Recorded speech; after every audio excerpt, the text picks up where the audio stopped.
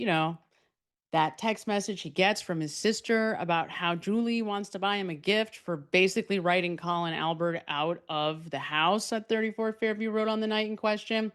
And Michael Proctor says, oh, just get Elizabeth one.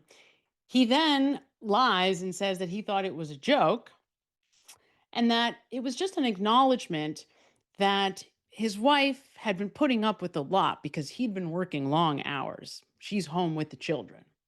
He's such a good guy. He's thinking about his wife who's putting up with him having to work long hours investigating the death of John O'Keefe. Let me ask you a question. What in God's name is Michael Proctor out doing? Because one thing we know for sure, Michael Proctor is not out investigating the death of John O'Keefe. So, Elizabeth, you might want to find out where your husband has been all those long hours working on the case. God save the Commonwealth of Massachusetts. Welcome, welcome, welcome. This is the I Don't Belong Here show, and I am your host, Samantha Beningo. I am a behavioral scientist, a career psychotherapist, a sixth-year PhD candidate in clinical psychology, a master's level psychologist and counselor. And today we are seeking justice for police officer John O'Keefe. Now, in the coming days, we are about to see Michael Proctor put his case on for appealing his termination from the Massachusetts State Police. Proctor is scheduled to have 5 days of Civil Service Commission hearings beginning next week. We will continue to track it.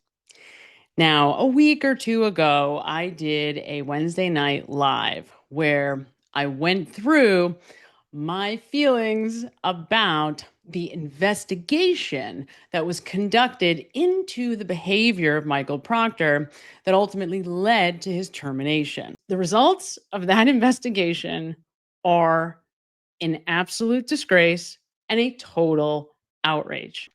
Now, around the same time, we saw the new colonel of the Massachusetts State Police, Colonel Jeffrey Noble, conduct a media tour where he's beginning his crusade to try to change the culture and perception of the Massachusetts State Police. I think the transparency for a lot of people here is the big thing.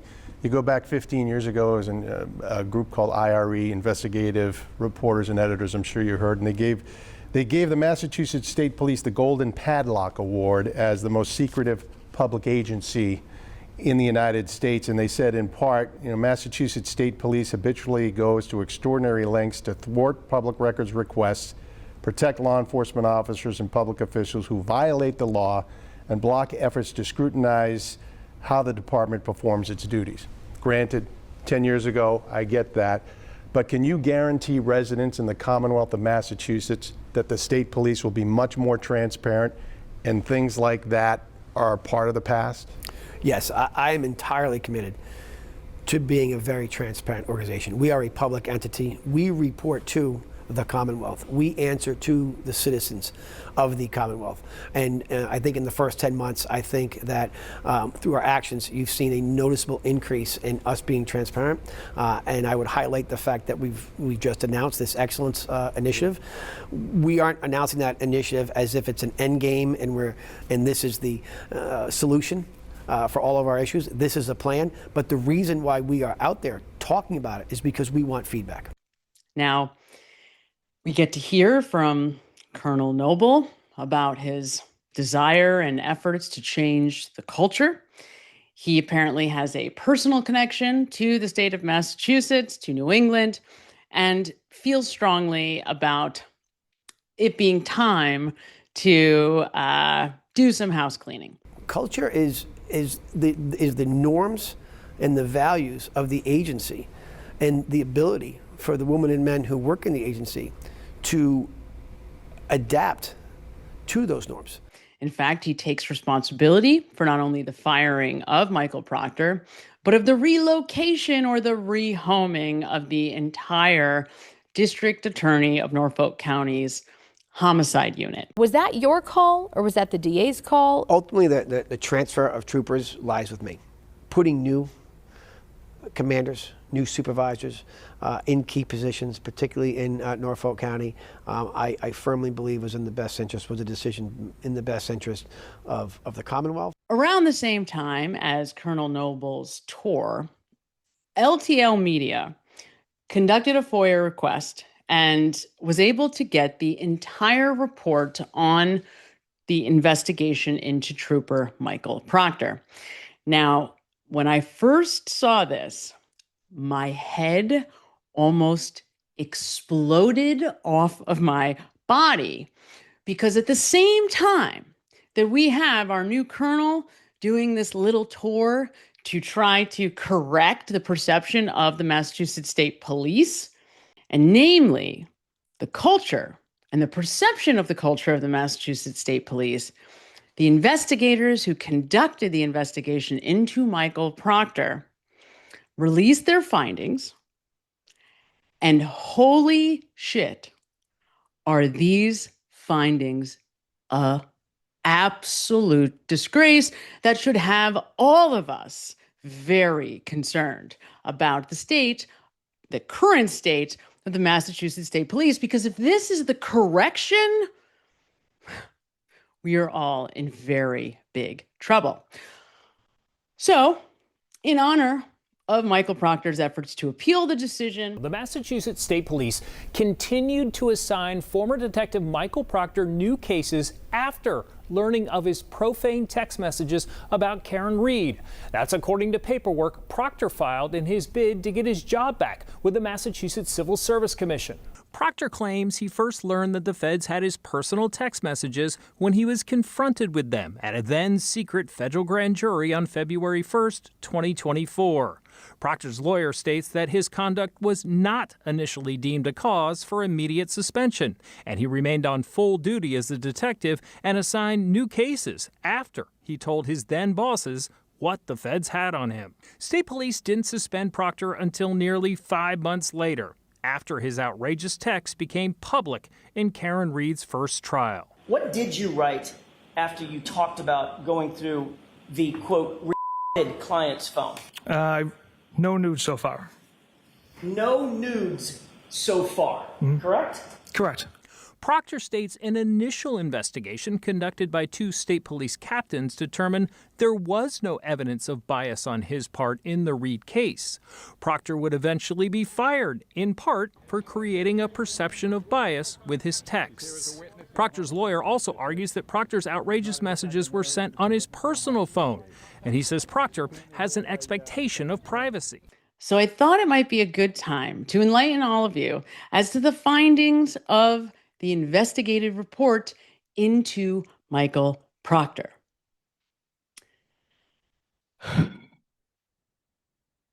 Let's get started. Now, it's not bad enough that somebody actually thought it would be a good idea to put Michael Proctor in charge of the biggest homicide investigation, arguably ever, in Norfolk County. Kid hasn't had a homicide in about 20 years.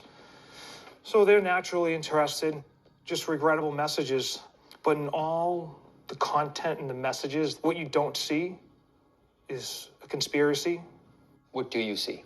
I see someone who's caught up in the moment of investigating, a fellow police officer and just saying inappropriate things. But then, once they give it to this guy, he absolutely conducts no investigation into the death of an active duty Boston police officer. He conducts no investigation at all. In fact, to this very day, police officer John O'Keefe's death has never, ever been properly investigated. Apparently, Mr. Noble doesn't have a problem with that. We have to talk about the investigation into the death of John O'Keefe and the subsequent Karen Reed trial. Absolutely. You started this job at an interesting time, right after the first trial ended, and then you were colonel while the second trial went on. Of course, the number one state trooper whose name has been associated with this has been Michael Proctor. I know that all of the behavior that he was terminated over happened before your time here.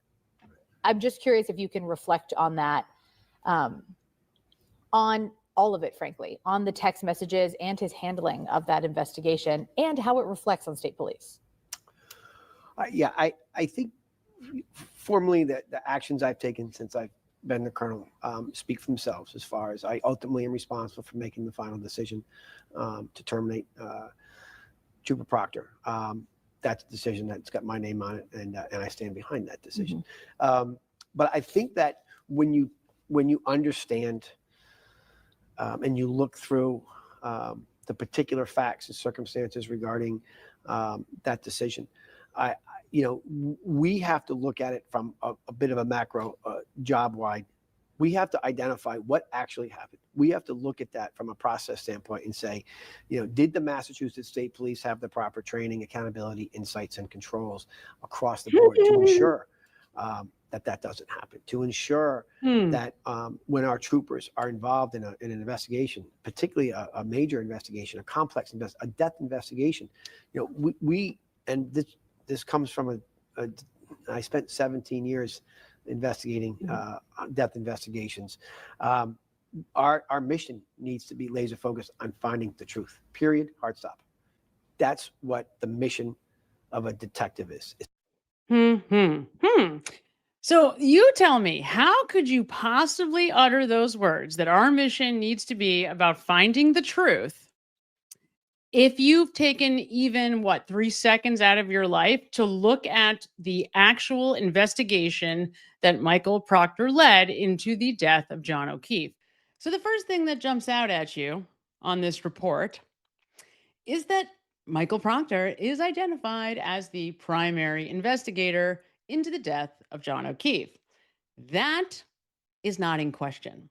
So despite the endless wasting of our time that Yuri Buchanan and the district attorney's office does to try to cover up the fact that Michael Proctor was the lead investigator, He was assigned, ultimately, to use another phrase, as the lead investigator, wasn't he? I'm not going to agree with you. the people investigating Michael Proctor had absolutely no doubt that he was not only the lead, but the primary investigator. And that's even more shocking than to be the lead, because the primary really indicates he's not only first, but he's the largest majority leader into this investigation. Primary, first, the main, the big dog, the primary investigator. So it's worth noting that it was the reading of the text messages in the Karen Reed case during the trial itself that prompted the investigation into Michael Proctor.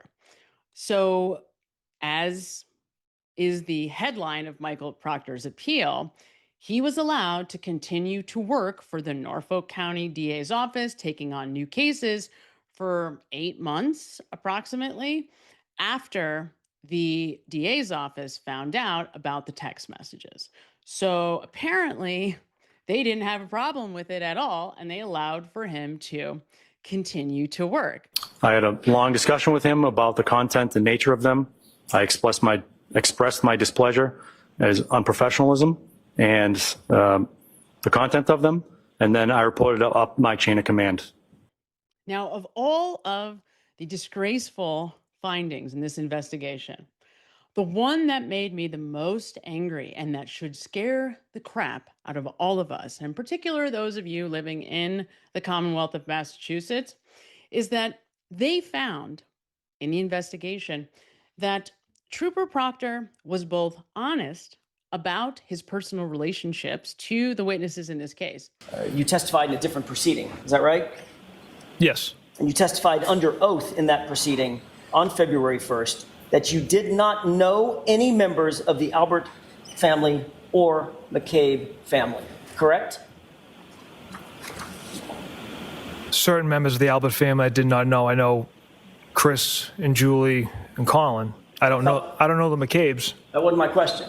Did you testify?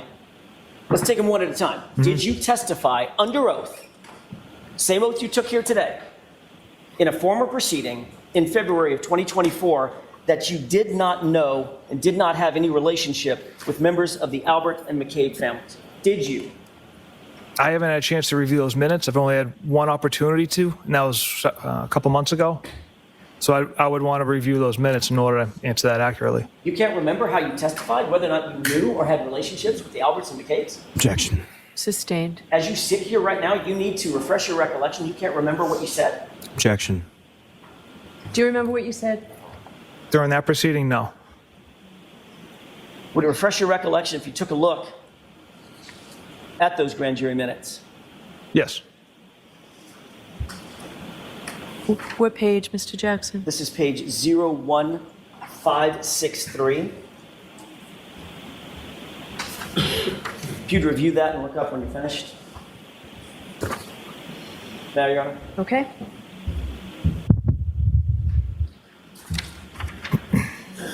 Would that refresh your recollection about a question and answer that you had, or a series of questions and answers that you had while you were testifying under oath in that other proceeding? Yes, sir. Objection. May we approach? Yes. May I, Your Honor? Yes. Thank you. You were asked the question, quote, did you communicate with First Assistant DA Beeland that you did not know and had no relationship with the Albert and McCabe families?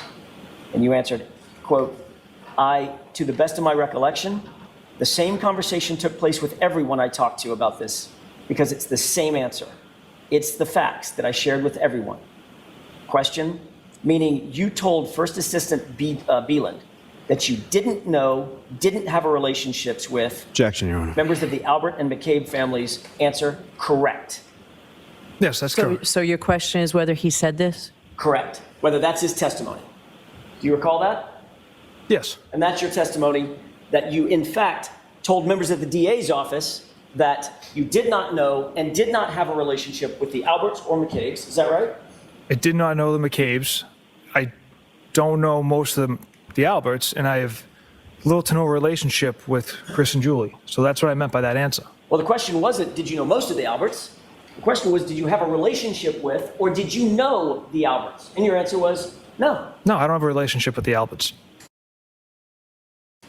Or know them. I don't know the McCabes. I don't have a relationship with the Alberts. So you do know asked- the Alberts, correct? I know some of them, Julie and Chris. Trooper Proctor, you've indicated that your sister is one of your best friends, maybe your best friend. Yes. Courtney Proctor, that's your name? Courtney Correct. Proctor, Elberg? I'm sorry?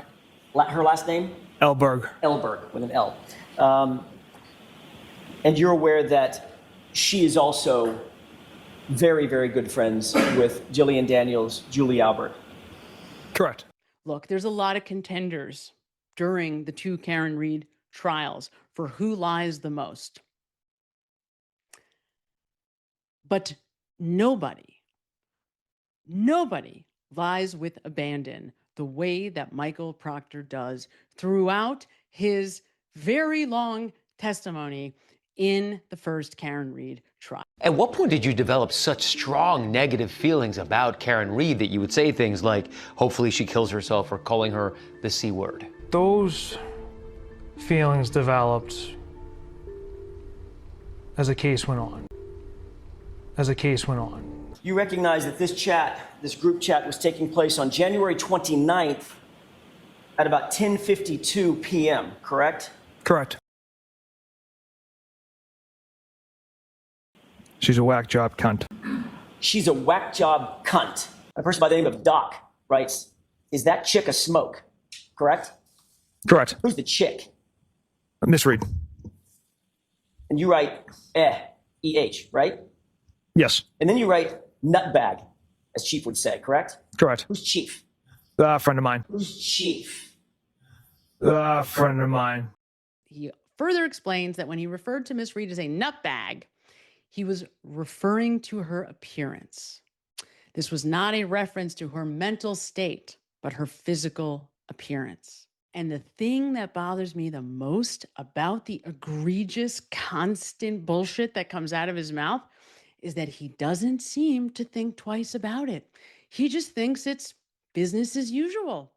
Now, I don't know if these folks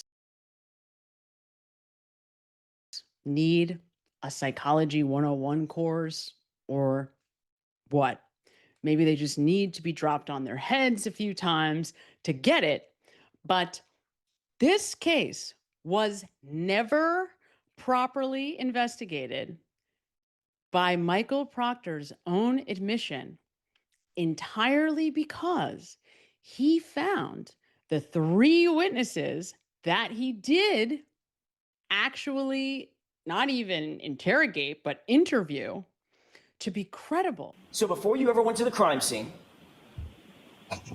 before you ever went into the house, only having interviewed 3 folks, you had this case nice and wrapped up, didn't you? Yes. Did you, in your mind, have this case wrapped up? Was it cut and dry in your mind? Yes. On the grounds that he had personal ties to those witnesses. You don't just take someone's word for something. You look for corroborating evidence, don't you? Yes. Matter of fact, you wouldn't take a witness's word for almost anything in a reasonable investigation, would you? Objection. Would you? If- You can have that. If I find that witness to be credible and have no reason to lie, then yes, I would take their word. And herein lies the problem with Michael Proctor's relationships. Because of his pre-existing relationships with the Alberts, why would he look to corroborate any of their statements? Because he just believes them. He trusts them. So he'd have no reason to have to go out and make sure that they're telling the truth. Because we're just like normal moms. We're not used to this. Would you try to support a witness's statement, or witnesses with an apostrophe, S apostrophe, their statements with corroborating evidence? Yeah, potentially.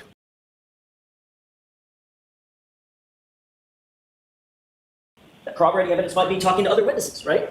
Yes. It might be looking at cell phone data, correct?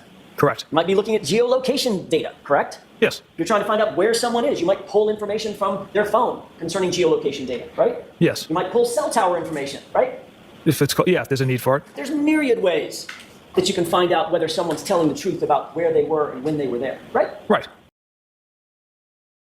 Now, the most egregious and disgusting finding that should scare the crap out of every person living in the Commonwealth of Massachusetts is this 4th finding in the investigation, that the personal relationships of Michael Proctor, not only, number one, was he honest about those relationships, both in the trial and to federal investigators in their interviews with him, but that these didn't affect his view of the case, that his personal relationships had no bearing on the investigation. You were well aware from the very beginning of your investigation that Colin Albert was, in fact, at 34 Fairview on the night in question, right? Yes. Matter of fact, you testified at the grand jury, the state court grand jury on this case, that you knew that Colin Albert was at the location, right? Yes. Did you make any concerted efforts to keep Colin Albert's name out of this investigation? No. Why is it, Trooper Proctor, that Colin Albert's name fails to appear in a single police report until July 18, 2023? Colin Albert was not at the home. He left at approximately 12:10 a.m. before anyone from the waterfall had arrived back there. Is it true that in your handwritten notes, you list the following individuals based on Juliana Nagel's conversation with you as being at 34 Fairview? Brian, Juliana, Mary Kent, Emily Fabiano, Courtney Alba, Colin Albert, and Sarah Levinson. Correct? Correct. You then drafted a report memorializing your conversation with Juliana Nagel, correct? Yes. And that report is a formal memorialization of your interview based on your investigation, correct? Yes, a summary of the conversation for the interview. And that report is the thing that's turned over to the Commonwealth, correct? Yes. And the report is the thing that's entered into discovery and provided to the defense? Correct. And isn't it true that in that report, you list the individuals that were at 34 Fairview as Brian, Mary Kent, Emily Fabiano, Sarah Levinson? Is that correct? Yes. What's the one name that was left out of your report on that list? Objection. I'll allow it. Was there one name left out? Break that down, Mr. Jackson. Sure. Isn't it true that in your report, you excluded the one name, Colin Albert, from the list of individuals that were in your notes? Yes, because he arrived later in the evening. The other females were there from the start. At the time that you wrote your report, the formal report, this one, you did not believe that your handwritten notes were also going to be disclosed, did you? I knew that was a possibility. When you finally did get around to interviewing Colin Albert, you personally conducted that interview, did you not? Yes, Colin along Albert with Trooper told you Zach this- Clark. One at a time. I'm sorry. Finish your answer, Trooper. Please go ahead. Yes, along with Trooper Zach Clark in my office. Colin Albert told you that he was picked up by Allie McCabe from his uncle's house at 12:10 a.m., correct? Correct. Allie McCabe also told you that she picked up Colin Albert at 34 Fairview at 12:10 a.m. and then dropped him off at his house, correct? Correct. And then she indicated that she went straight home after that, right? Yes. Did you conduct any further investigation to determine whether Colin Albert and Allie McCabe were actually telling the truth about that time? We did not. You just took them at their word, correct? Yes. Trooper Proctor, you realize you had a forensic image at the time. You had a forensic image of Jennifer McCabe's cell phone in your possession, right? Correct. You're also aware that she has a Life 360 app on her phone that tracks the location of Allie McCabe, correct? I was not aware the app tracked her daughter. I knew of the Life 360 app, but I wasn't aware of the capability of her tracking her daughter. Did you bother to look at Jennifer McCabe's Life 360 app to determine whether Colin Albert and Allie McCabe were telling the truth about the time that they supposedly left 34 Fairview? Objection. Did you do that alone?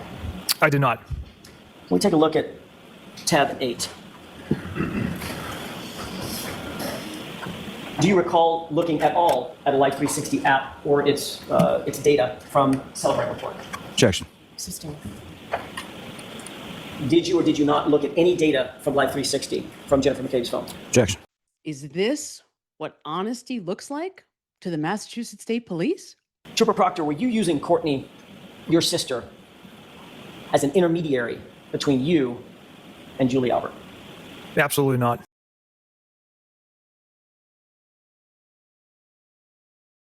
You are very close with Courtney Proctor, correct?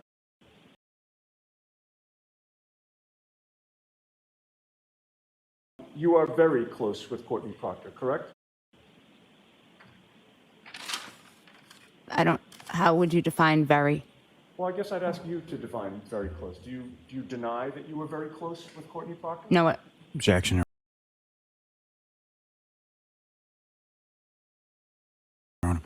No, go ahead. Next question. You got your answer. I didn't hear the answer. Go ahead, repeat that. Do you deny that you were very close with Courtney Proctor? no, Okay. You talk regularly, correct? yes, You text each other, correct? yes, You also talk by phone. very rarely. Is it fair to? Did you say very rarely? You talk to Phone, Courtney Proctor by phone? usually it's text. Between February 1st of 2022 and September 6th of 2022, did you only speak rarely with Courtney Proctor? I don't recall. Were you using Courtney Proctor as an intermediary to communicate with Michael Proctor about this case? Objection. I'll allow it. No, I was not. Are you aware that between February 1st of 2022 and September 6th of 2022, you and Courtney Proctor spoke by phone 67 times? Objection. Were you aware of that? No, I don't know the exact count. So worse than just these egregious, misogynistic, disgusting text messages, worse than the fact that he was shredding this suspect, looking for nudes in her phone, which, by the way, he not only tries to play off like a joke in this report, but then immediately contradicts himself entirely by telling the investigators that it's common practice for him to run across nudes in his suspects' cell phones. In a separate text thread with fellow department members, including two of his supervisors, in response to a photograph of Ms. Reed's attorney, Proctor sent a text about going through his retarded client's phone. I acknowledged that text message being sent. You acknowledged it by liking it, correct? With a thumbs up. I acknowledged it by responding with a thumbs up emoji. He describes this comment as a poor joke that used regrettable language. Once again, sticking with the company line. These juvenile, unprofessional comments have zero impact on the facts and the evidence and the integrity of this investigation. Regarding the nudes comment, Proctor said, in his experience, it is common to come across personal information to include nude photographs when searching a cell phone.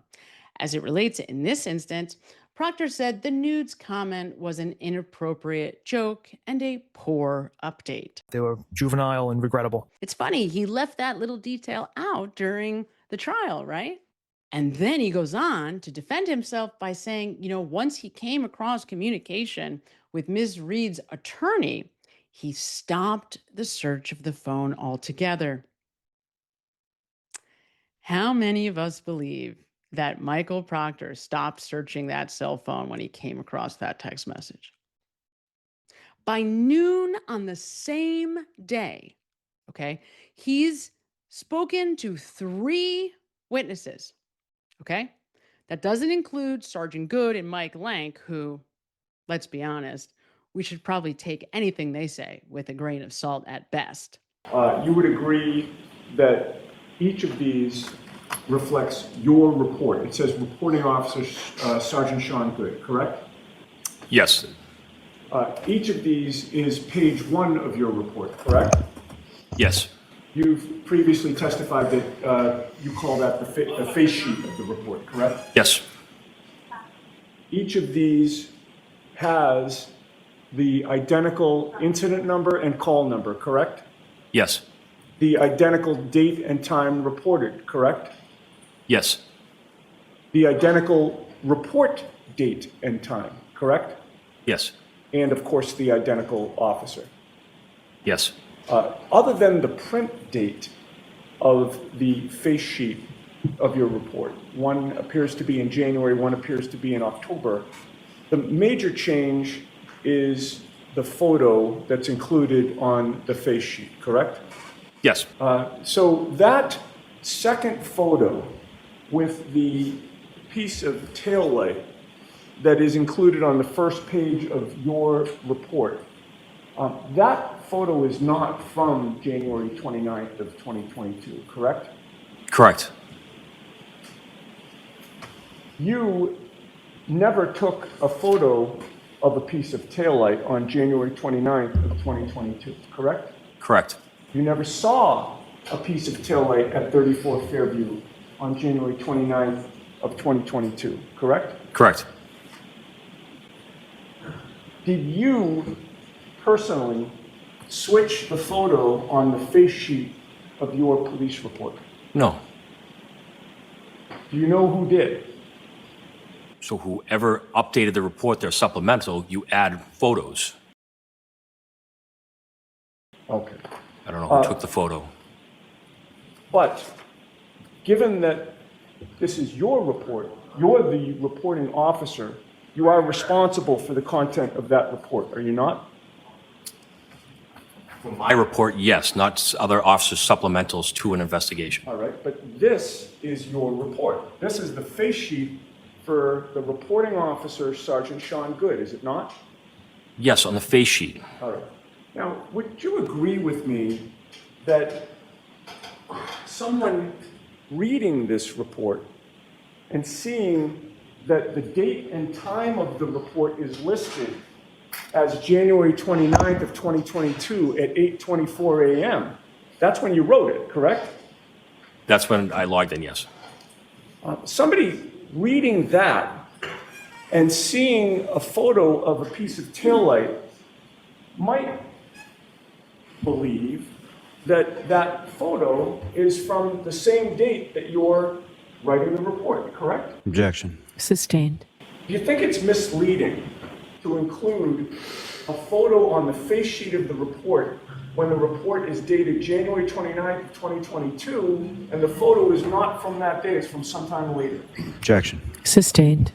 Those people, those witnesses, happen to be Brian Albert and Jennifer and Matt McCabe. And he finds them so credible that he never investigates anybody else besides the person that those witnesses, have figured out. They've solved the case. They decide that it must be Karen Reed because John O'Keefe never went into the house. And does Michael Proctor do anything? Does he even look to support what those witnesses tell him? Does he even go for a second looking at Jennifer McCabe's cell phone just to make sure, just to confirm that what she's saying about where she was, what she was doing, who she was talking to, that any of it is true? No, of course not. Why would he do that? You know why he didn't do that? Because of his personal relationships with the Albert family. So while Michael Proctor wants to try to pretend like these personal relationships had no influence on the case whatsoever, this is not only false because it completely controlled his entire investigation by noon on the very first day of the investigation, but then he goes on to actively write a main suspect, a person who many people think is solely responsible for the death of police officer John O'Keefe. You ever been in a fight, sir? Other than with my brothers, no. He goes on to write him intentionally out of the house at 34 Fairview completely. And why does he do that? Because of his personal relationships. But according to the investigators, those folks that investigated, that allegedly spent any time at all researching into Michael Proctor's personal relationships, they didn't think that was a problem or had any influence at all on his investigation, did not influence the outcome of this investigation. Nope.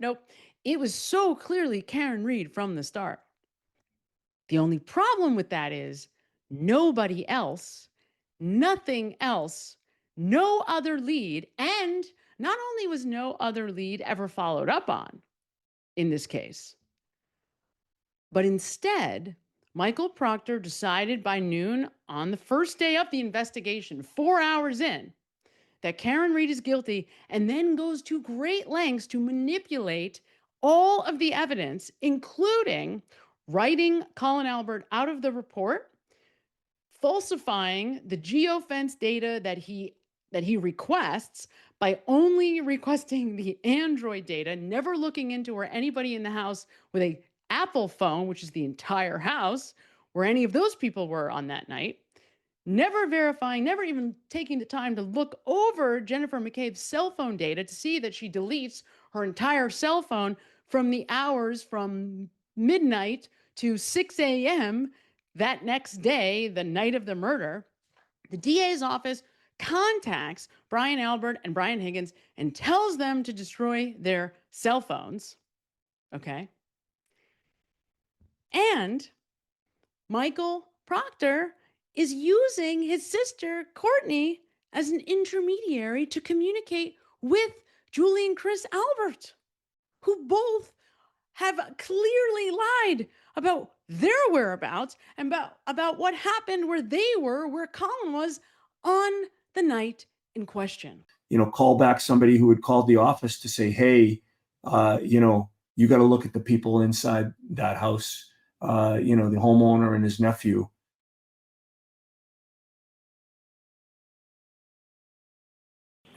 Those injuries to your knuckles look an awful lot like the type of injuries that you would get in a Objection, Your Honor. Sustain. You ever been in a fight, sir? Other than with my brothers, no. You've never been in a fight?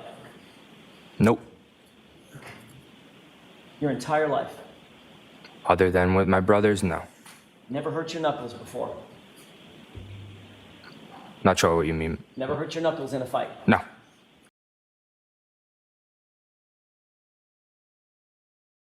As far as your son, Colin, do you know sort of where he was that night?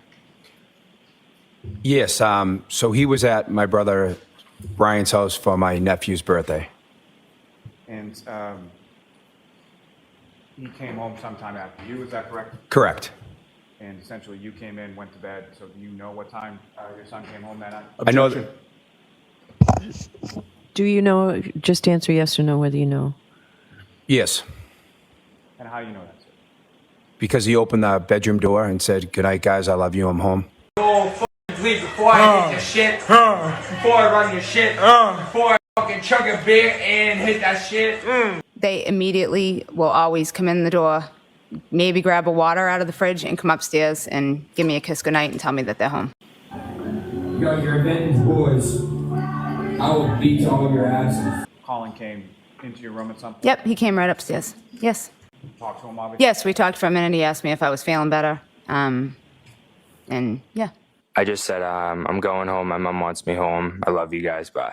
He's deleting video evidence that exonerates Karen Reed. He's manipulating reports to make it look like the car is confiscated later than it was so that it doesn't look like the taillight pieces could possibly be planted.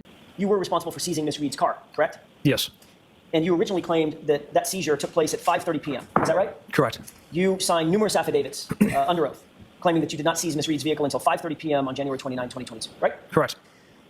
At the time that you seized Miss Reed's vehicle, you were unaware that there was alarm.com surveillance footage of the area from which the car was seized, correct? Correct. The fact of the matter is, that was false. The car was not seized at 5:30, was it? 4:16 p.m. Right. An hour and change, an hour and 18 minutes, hour and 20 minutes earlier. Is that right? Yes. Did you ever seek to change or amend the error, the false statement about the time? So, or received it seized in any of those documents that you filed under oath? when I incorrectly transcribed the times, it was on the first affidavit I had written. And then as I continued to write other search warrants, I used that as a template. So I never caught it on the first one, and that's the reason those times are off on the other affidavits I wrote. So the first one was false, and then every single one after that was false too. There was just an incorrect transcription of time. An incorrect transcription of the time. Yes. Call that, I don't know, a Scrivener's error? Objection. Ask it differently. Sure. Was it a typo? Yes. Michael Proctor goes on to try to hide and manipulate how that taillight evidence shows up to make it look like all 40-something pieces were found by the CERT team instead of on the countless days that would follow when cops just happened to be driving past 34 Fairview and taillight evidence is revealing itself. So you have no idea what the chain of custody of any of these items are, the clothing or the taillight material, from January 29th until March 14th, when the evidence log starts. Is that what you're saying? Objection. I'll allow it. There is a log. I mean, it's in our system where labels are created, and it generates the time and date that a label is created, and then it shows that it's at our office in a secure facility, and then it was brought to the lab on the 14th. What happens if the label is created and says something like, I don't know, February 4th? What happened to the items before February 4th? They were stored in a secured facility, a secured room. Says who? Where's the log? Objection. Sustain. Is there a log of that? Not to my knowledge. And who's doing that? Oh, the chief of police at the time, Kenneth Berkowitz, who allegedly has recused his entire organization from the investigation. So he actively manipulates all of the information along the way. Oh, and the best part of all, he's deleting video evidence that would exonerate Karen Reed. You've already testified that there were several hundred Ring videos from One Meadows from both the facing the driveway and the front door camera, correct? Yes. As the case officer, you obtained and controlled those Ring videos from One Meadows from the moment that they came into Massachusetts State Police custody until they were handed over to the Commonwealth, correct? Yes, they were archived. You drafted the search warrant for the Ring video access records, correct? I did. You obtained the warrant returns once those search warrants were executed, correct? I did. You took possession of Mr. O'Keefe's cell phone physically, correct? Yes. And you had access to Mr. O'Keefe's Ring account in that cell phone, is that right? Correct. you indicated that you reviewed several of the videos on his Ring app on his cell phone. Is that right? Yes. So you obviously had not only possession of his cell phone, you had possession of his login account information to get into the app on his cell phone. Is that right? I don't believe we had the password. We had his email account associated with the Ring Which means app. some So way you- or another, you could get access to the Ring videos. Correct. And watch those Ring videos on his app on the phone. Yes. Which means you had full access to the app.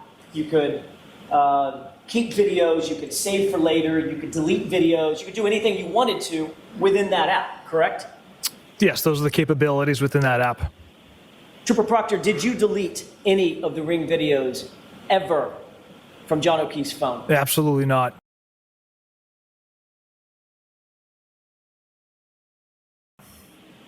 Did you delete a video of Miss Reed arriving to One Meadows at approximately 12:41 a.m. on January 29th, 2022? Absolutely not.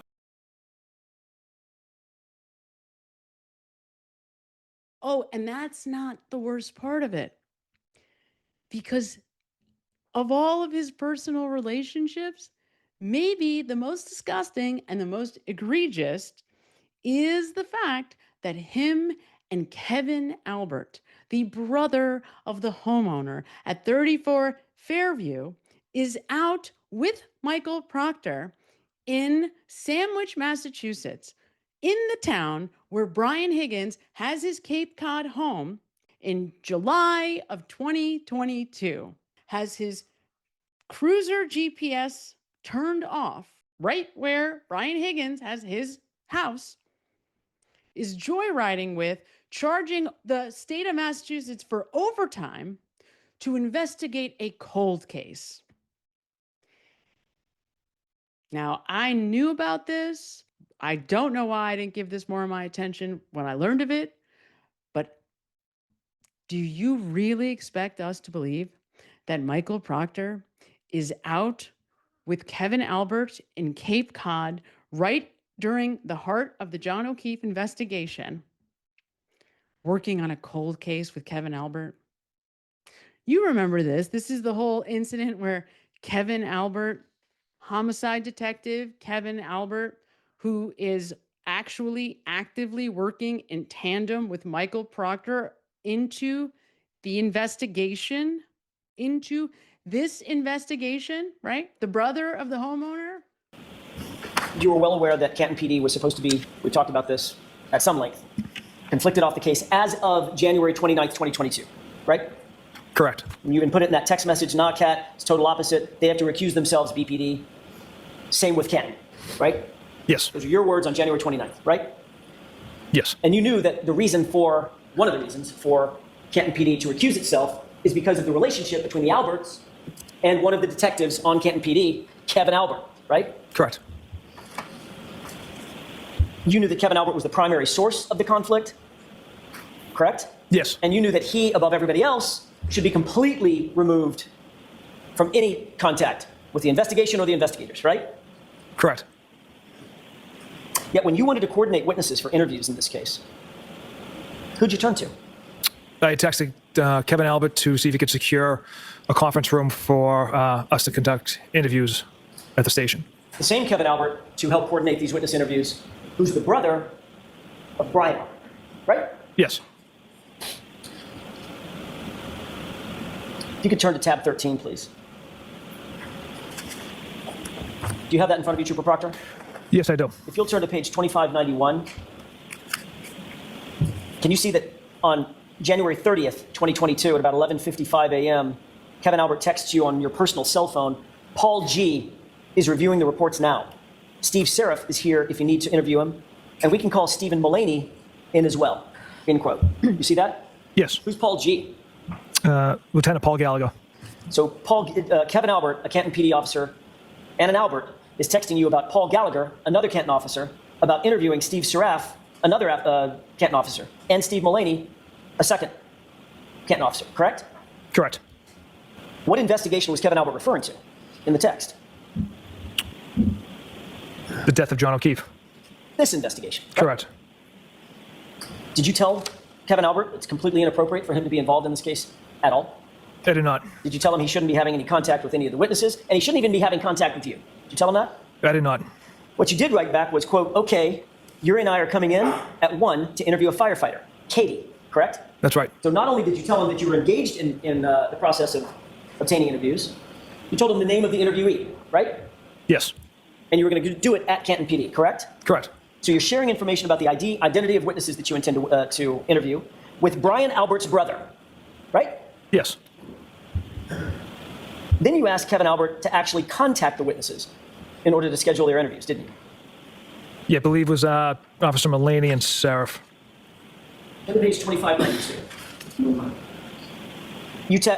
Kevin Albert texts, okay, so I'll get Mulaney in as well. You interviewing her here?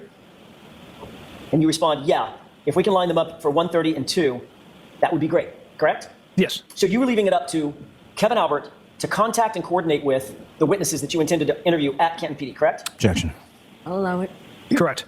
You then answered any time in the ballpark. I'm sorry, yes, you answered any time in the ballpark, then you went on and said from 1:30 on, correct? Yes. Kevin Albert then says, okay, sounds good. And then he responds, if you want to interview witnesses in the recorded room here, you're more than welcome. You see that? I do. He was referring to an interview room or an interrogation room where there's surreptitious recording devices, correct? Yes. That's to help facilitate memorializing interviews that police officers want to take with any witness in a crime, right? Correct. That would mean that if you used a recorded room, those recordings would be in the hands of which agency? That's why we did not use that recorded room. But he offered, didn't he? He offered. We did not use it. Did you see that as a problem? That he offered? Yeah. No, I don't, sir. You see that as a problem because he might, I don't know, take some of those interviews and forward them to his brother?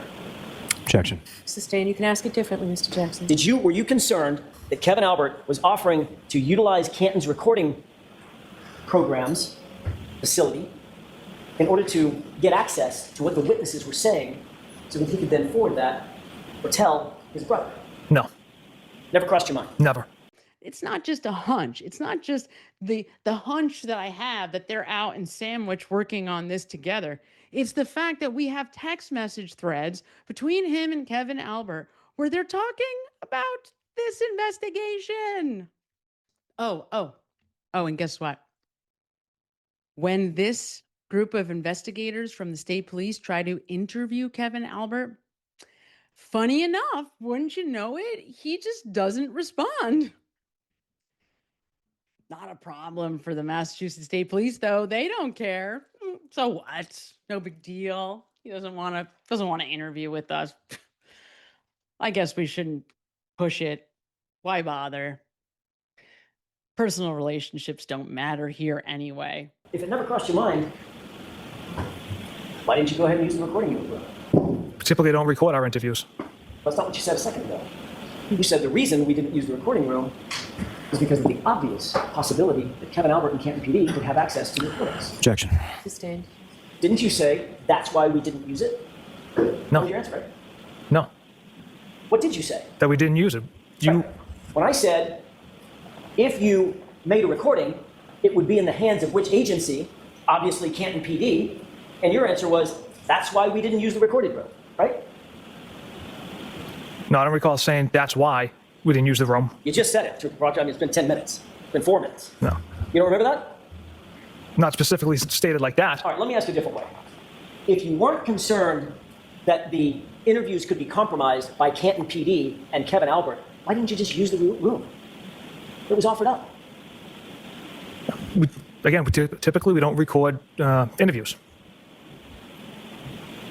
With a cooperating witness, we just sit down with them, take notes. If it's someone we deem necessary to actually have a recording of, then we'll pursue that option. Trooper Proctor, after you knew that Canton Police Department was conflicted off the case, you continue to have a very close relationship with yet another Albert, Kevin Albert, correct? We worked on a cold case together. So you did have a close personal and professional relationship with Kevin Albert, didn't you? I'd say it was a professional relationship. Only a professional relationship? Him and I were members at a gym together, and we worked a cold case together for several months. Drinking, socializing, maybe? Once in a while. Right. So it went beyond professional, right? Yeah, acquaintances. drinking acquaintances, right? On several occasions, yes. Socializing acquaintances, right? On several occasions. So when you told the jury a few minutes ago that you were aware of and knew of but didn't have relationships with 3 Alberts, Julie, Chris, and Colin, not quite true, is it? Objection. Sustained. There's a 4th Albert out there, isn't there? Yeah. Right? Yes. But you didn't tell us about that one, Objection. I'll allow it. correct? I don't consider that a relationship. It's Well, let's look at that. 5 months into this investigation, in July of 2022, you were actually continuing to socialize with Kevin Albert, weren't you? yes. On July 19th, 2022, you and Kevin Albert went out drinking together, didn't you? Trooper Proctor, I'm not asking you to look for anything in the binder at this point. I'm asking for your memory. I don't recall that. You don't recall the date, or you don't recall, July 19th, 2022. you don't recall the drinking? The date itself, sir. Why don't we turn to tab 13? Yes, sir. Do I have a number or a letter? We're still in tab 13. Are we still in tab 13? All right, so what page, Mr. Jackson? Page 2602.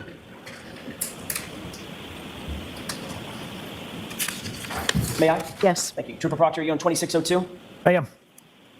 The fact of the, does that refresh your recollection that on July 19th, 2022, you and Kevin Albert have been out drinking together? It does. In fact, the two of you got so drunk that Kevin Albert left his badge in your cruiser and couldn't find his gun the next morning, right? Objection. Overruled. I can't speak to any level of intoxication, but I don't recall either of us being intoxicated. Got it. So, isn't it true that at 7/20, July 20th, 2022, the day after, at 8:39 in the morning, you texted Kevin Albert, quote, "Found your badge in my cruiser this morning," end quote, correct? Yes. Then you texted him, "I can leave it in my locker at the gym, drop it off at your station, or leave it in my mailbox," correct? Correct. Kevin Albert responds, "My mailbox. Did I take my gun?" And then included a wince face emoji, correct? Correct. So the fact of the matter is, you two got so drunk that he couldn't find his badge and had to ask you the next morning where his gun was, right? Again, I can't speak to any level of intoxication, whether you just forgot it, I don't I'm know. not asking you about his BAC, Trooper Proctor. I'm asking, have you seen drunk people before? Yes. You've been drunk before. Yes, I have, sir. We've all been drunk before, right? Yes. Was he drunk? Were you drunk that night? I don't recall. It was a long time ago. But he left his badge in your cruiser after a night of drinking. Isn't that right? Yes. Joyriding with the GPS in his cruiser turned off, charging overtime for getting wasted with the brother of the homeowner as they lie about their whereabouts, lie about what they're doing, and you think that the chief of police didn't know that was a lie?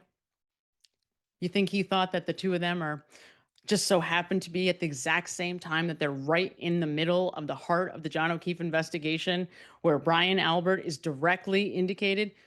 No. Just so happens that these two are out working on a cold case in Cape Cod, right where Brian Higgins lives. No, that didn't happen. So the chief of police knew what they were doing and co-signs this as well. Which means you were drinking and driving in your cruiser. Right? From what I remember, we were down the Cape working on the cold case together and stopped for dinner, had a few beers, and then dropped him off. The next morning, Kevin Albert also texted you at page 2606. Kevin Albert responded, "It's bad, exclamation point, exclamation point. I was hungover for sure today, exclamation point, exclamation point. Couple tonight to make me feel good," end quote. Correct? Correct. You can take that down. Does that refresh your recollection that the two of you had been out drinking the night before? He got so drunk that he couldn't find his badge and he couldn't even find his gun.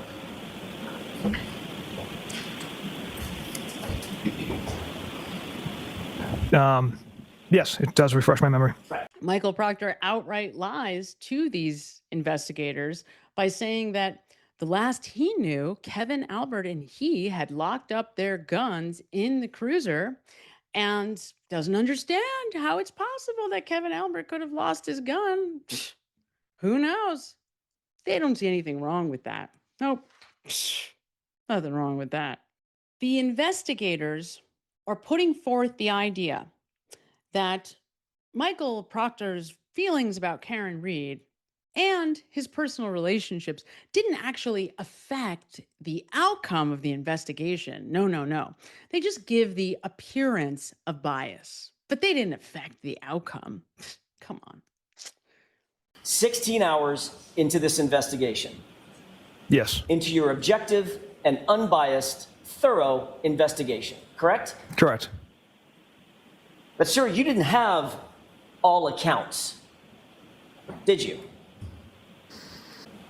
What I meant by that was Did you or did you not have all accounts in your investigation? the accounts we had was Miss Reed struck Mr. O'Keefe with her vehicle, discovered taillight pieces at the scene. Those are the accounts we had. The accounts And then you some. had, I'm sorry, go ahead. I'm sorry, go ahead. The accounts you had, Trooper Proctor, were from two people named McCabe and one named Albert, who happened to be the homeowner and a Boston cop. Those are the accounts from percipient witnesses that you had, correct? They then go through each and every text message. And so he then goes on to mirror the exact language that he used in the trial. For example, in reference to the texts containing the whack job, CUNT, and Weird Fall River accent messages, Proctor acknowledges that these references were juvenile and unprofessional. What, if any, impact did that have as far as your investigation was concerned? These juvenile, unprofessional comments have zero impact on the facts and the evidence and the integrity of this investigation. Trooper Proctor sent, "Hopefully she kills herself," and he describes this comment as a poor figure of speech. And you might remember that he reiterates this on ABC for Matt Gutman. And actually, Matt Gutman questions it like, really? Even he, Matt Gutman, ABC, who for some reason have decided to align themselves with the murderers of John O'Keefe in this case, even he doesn't buy this one. I mean, I think one of the texts that you sent about Karen Reed is that you said, hopefully she kills herself. You texted this to your sister. Right. That seems incredibly unprofessional for a homicide investigator speaking about his suspect.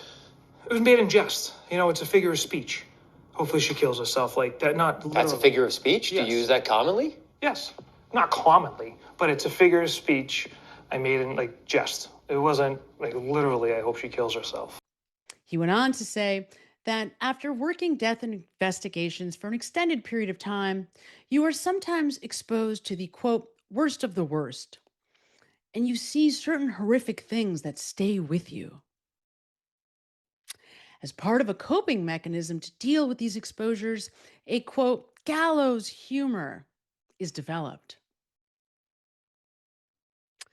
Trooper Proctor believed that a normal person would not strike someone and leave them lying in the snow, and attributed his feelings partly on gallows humor as the reason for calling her a whack job CUNT. He acknowledged that while these were personal feelings, he should have used professional language. In reference to Ms. Reed having a leaky balloon knot and leaks poo, Proctor explained that while Ms. Reed was being processed at the state barracks, he learned that she had medical issues.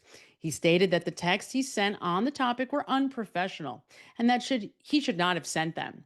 He also sent messages to the friend group that said, "0 chance she skates and she's fucked." Proctor expressed that these two comments were his opinions and were a reference to his belief that the evidence in the case supported the fact that Ms. Reed struck Mr. O'Keefe. You know, they're regrettable. While Michael Proctor decided that it was unusual for Miss Reed to hit John O'Keefe with her car and then leave him to die in the cold, the only problem with that is that he wasn't left out in the cold to die, not by Karen Reed, not by anyone. And that has been proven by some of the world's most credible scientists, something that Michael Proctor can't possibly understand in his feeble little mind. Number two, the world's most intelligent engineers, most credible engineers who work for the world's most credible accident reconstructionist company called ARCA have proven without a shadow of a doubt that John O'Keefe was not injured in a car accident. Something that anyone with half a brain and eyes can easily see for themselves after about 10 minutes on Google, simply looking up collisions. And if you want to have a lot of fun with this, you can take another 5 minutes to Google what it looks like to be attacked by a large dog. And then you'll see that the injuries on John O'Keefe's arm match exactly what those injuries look like. Something that Michael Proctor never took 15 minutes out of his day to do, obviously, because he knows for sure, after his thorough investigation that he never did, that it was Karen Reed who did this. Because the 3 times while he was working patrol that he saw a person being hit at a high rate of speed on a highway be knocked out of his shoes, he determined that that must be what happened here because only one shoe is found on the scene. Does he stop to think for even a second that it might not be possible to be driving at that high rate of speed down Fairview Road? Does he stop for a second to look to see that Jennifer McCabe tells us she's staring at the window at that exact time that the Commonwealth is claiming Karen Reed ran John O'Keefe over, apparently traveling at a high rate of speed, according to Michael Proctor? Does he stop to use his feeble little mind at any point to try to add all these pieces up to see that there's no possible way that his explanation works? Nope. Why bother? It was Karen Reed. And do you know why he thinks that? Because he knows that the Albert family could never do this. According to what Michael Proctor told these investigators, the idea of getting Michael Proctor a gift, that text message he gets from his sister about how Julie wants to buy him a gift for basically writing Colin Albert out of the house at 34 Fairview Road on the night in question. And Michael Proctor says, oh, just get Elizabeth one. He then lies and says that he thought it was a joke and that it was just an acknowledgement that his wife had been putting up with a lot because he'd been working long hours. She's home with the children. He's such a good guy. He's thinking about his wife who's putting up with him having to work long hours investigating the death of John O'Keefe. Let me ask you a question. What in God's name is Michael Proctor out doing? Because one thing we know for sure, Michael Proctor is not out investigating the death of John O'Keefe. So, Elizabeth, you might want to find out where your husband has been all those long hours working on the case because he's not investigating the death of John O'Keefe really at any point along the way. Because what exactly would he be investigating? He never speaks to any of the witnesses in the case. He never looks at any of their data to follow up. He deletes videos, and then we learn he's got DeChico looking at all the videos in the case. He doesn't follow up with all of the different videos that he could have collected on the route, or at least we never see them. I have a suspicion that he does get more of the videos, like there's that gas station video that comes up that he admits to finding out exists, but that never makes it into the hands of the defense. So maybe he's covering up for the people in the house, planting evidence but he's not investigating the death of John O'Keefe. That's for sure. So what is he actually doing during this time when he's working those long hours away from home? God only knows. We're going to lock this whack job up. Well, despite Trooper Proctor's best efforts to do that, guess what? Here they come. Maroney, thank you very much. Here they come. From the courthouse, you see Alan Jackson there and Karen Reed holding her right hand over her heart as they look out to the crowd. The other times that they've left the courthouse over the last few days, it's been to silence. He fails miserably. So once again, they try to clarify here that there was an appearance of a conflict, but not actually a conflict, and that none of this actually affects the outcome of the investigation, just gives the appearance of the possibility of affecting the outcome of the investigation. Is there any part of the actual investigation that you would do over? Because it's blowing up into this crazy so-called conspiracy, maybe I could have avoided it by, looking at other people's cars just to say we did it. There's some witnesses maybe we could have interviewed a little sooner. But overall, myself and every detective in that office worked this case like we always do. So I wouldn't change anything. Not to mention that 90% of everything he tells the investigators is absolute bullshit.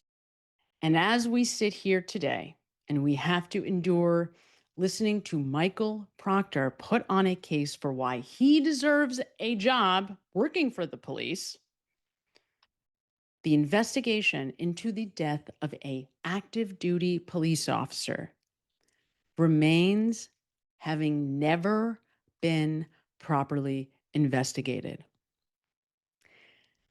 Shame on you, Colonel Noble.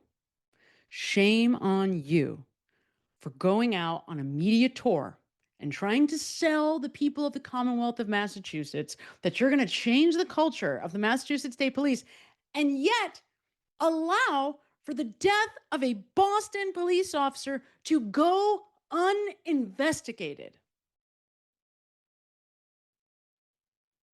How dare they? Shame on you, sir. God save the Commonwealth of Massachusetts.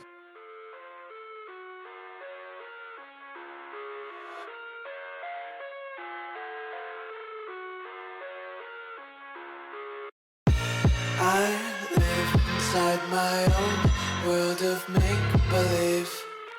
Kids screaming in the cradles, profanities. I see the world through ice covered in ink and bleach. Cross out the ones who heard my cries and watched me weep. I love everything.